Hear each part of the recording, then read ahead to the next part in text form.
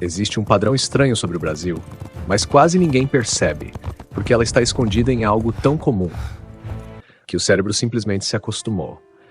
E talvez o mais inquietante seja o fato de isso não ter acontecido apenas uma vez. Aconteceu várias. Como se o país inteiro tivesse atravessado séculos trocando de identidade sem que a maioria realmente notasse. Mudam os governos, mudam os discursos, mudam os símbolos, mas certas estruturas continuam aparecendo de novo e de novo e de novo, como se existisse uma arquitetura invisível funcionando silenciosamente por trás da história brasileira. E talvez o primeiro sinal disso esteja justamente em algo que quase ninguém questiona, o próprio nome do país. Porque muita gente acredita que o Brasil sempre foi apenas Brasil. Mas não foi.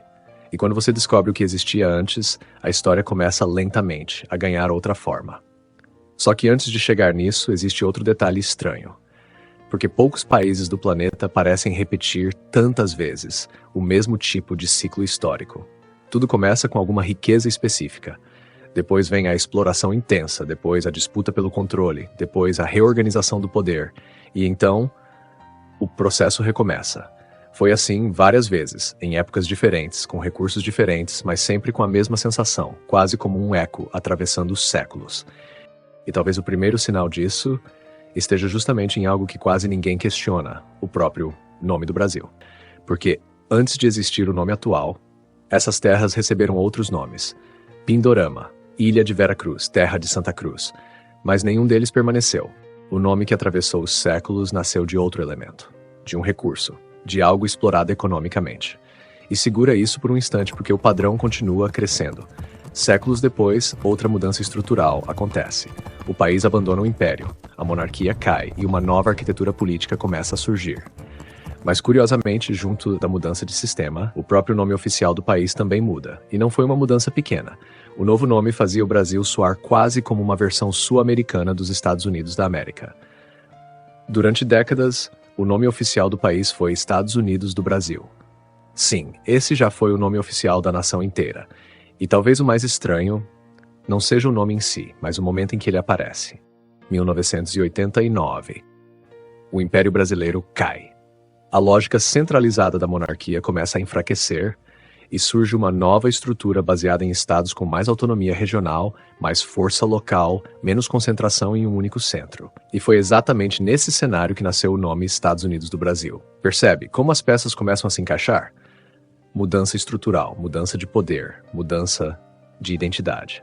Só que aqui, a história começa a ficar ainda mais desconfortável, porque décadas depois, o nome desaparece. Em 1967, durante a ditadura militar, o país deixa oficialmente de se chamar Estados Unidos do Brasil e passa a se chamar República Federativa do Brasil. E talvez isso seja mais simbólico do que parece, porque justamente nesse período o poder volta a se concentrar fortemente no centro do governo, como se até os nomes acompanhassem mudanças invisíveis na arquitetura do país. Mas lembra daquele outro detalhe que ficou aberto lá atrás? O nome original do Brasil, porque é aqui que o padrão histórico começa a ficar quase impossível de ignorar. O país inteiro recebeu o nome, não de um povo, não de uma civilização, não de uma cultura, mas de um recurso explorado economicamente. O pau-brasil, a madeira avermelhada que parecia brasa viva quando era cortada. E talvez aqui exista um dos símbolos mais reveladores da história brasileira.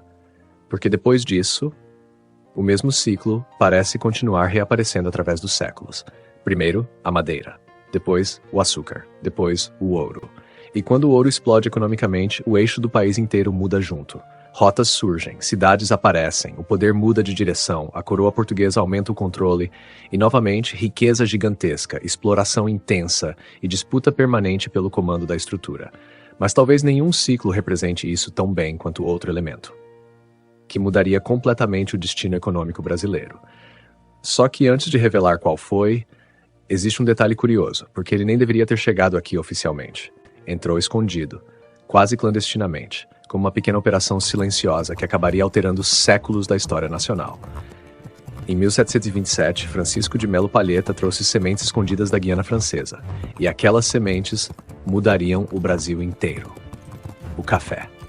O crescimento foi absurdo, fortunas surgiram, ferrovias começaram a se expandir, novas elites ganharam força, E durante décadas, o país passou a girar ao redor daquela estrutura econômica. Percebe como o padrão continua reaparecendo?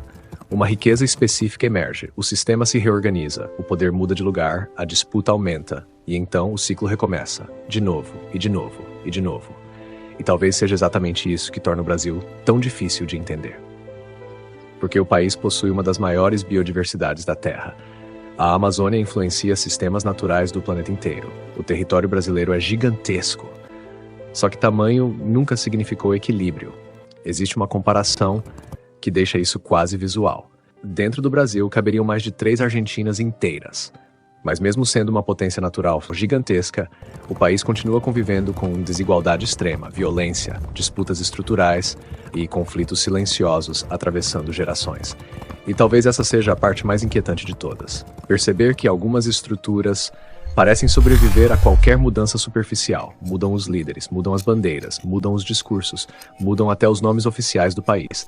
Mas certos padrões continuam atravessando séculos, como se existisse uma engrenagem invisível operando silenciosamente por trás da história brasileira. E talvez o maior segredo do Brasil nunca tenha sido escondido, só repetido tantas vezes que o país inteiro aprendeu a enxergar isso como normal. E talvez o mais estranho seja perceber que, enquanto muita gente olha apenas para os acontecimentos, poucas pessoas param para observar os padrões escondidos por trás deles. Porque quando você começa a enxergar as estruturas invisíveis da história, o mundo nunca mais parece o mesmo. Então, Giga Amigo, se você curte esse tipo de conteúdo que conecta peças que quase ninguém percebe, clica aí e vem fazer parte do Gigamulti, porque aqui você não é só espectador, você faz parte da frequência que mantém tudo isso vivo.